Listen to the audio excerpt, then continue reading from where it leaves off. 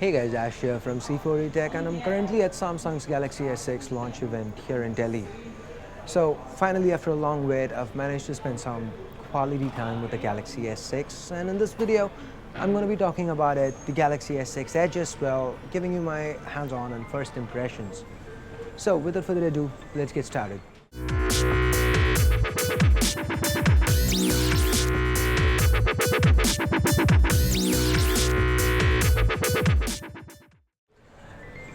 I'm pretty sure that you've heard this a million times before, but then again, let's start with the specs.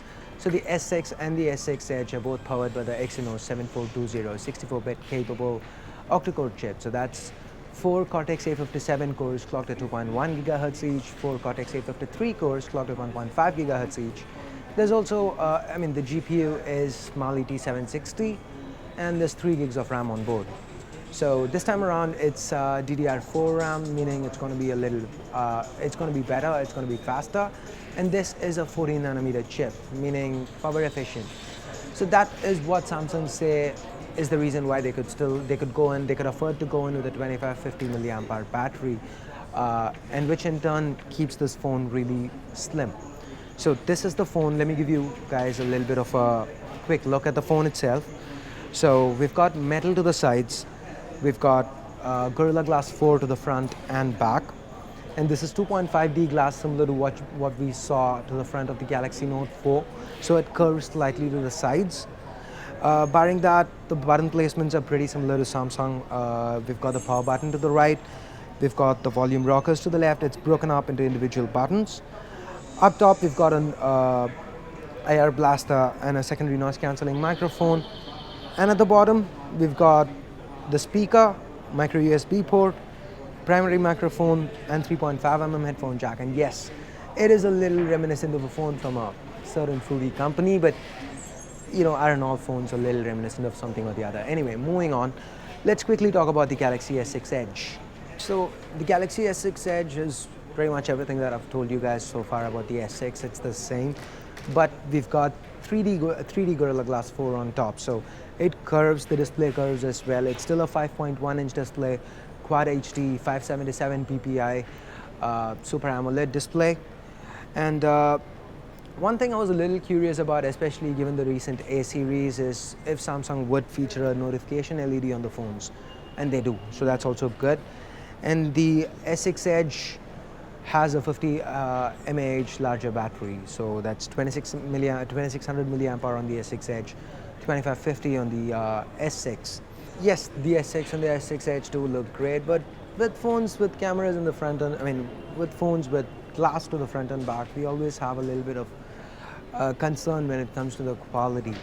And Samsung reassures us by saying that it's Gorilla Glass 4, like I said, and it's pretty durable. So in a controlled environment like this, I could go ahead and actually drop it, and it's fine. Nothing, no dents, no marks, it's fine. But one thing with drop tests is generally, when you least expect it to, the phones end up breaking, personal experience and all. So hopefully the S6 and the S6 Edge, it doesn't happen, and the phones do last well, and the ingredients are there, but time will tell. It's, again, fingers crossed. Let me spend more time with it once I get full access to the phone. Once I actually manage to get the phone into the studio, I'll spend some time with it. I'll talk more about it in my full review and so on. So anyway, guys, the highlight of those phones, yes, off the top, from the outside, it looks like better build quality and all that. But the real star of the show, in my honest opinion, has been the software. So let's take a look at the software right now. So one of the things that really irked me with earlier implementations of TouchWiz was double tapping the home key actually launched S-Voice, and that caused a home key lag. And now it's not present anymore, and in fact, double tapping the home key now launches the camera, and Samsung say it's going to be a 0.7 second launch, so that's pretty good. And so software is, this is TouchWiz at its lightest, and this is Android 5.0.2 Lollipop right now, so pretty sweet. I'm liking what I'm seeing of the software, and barring that, what else? The camera UI is also well done, feels good, and I even got a few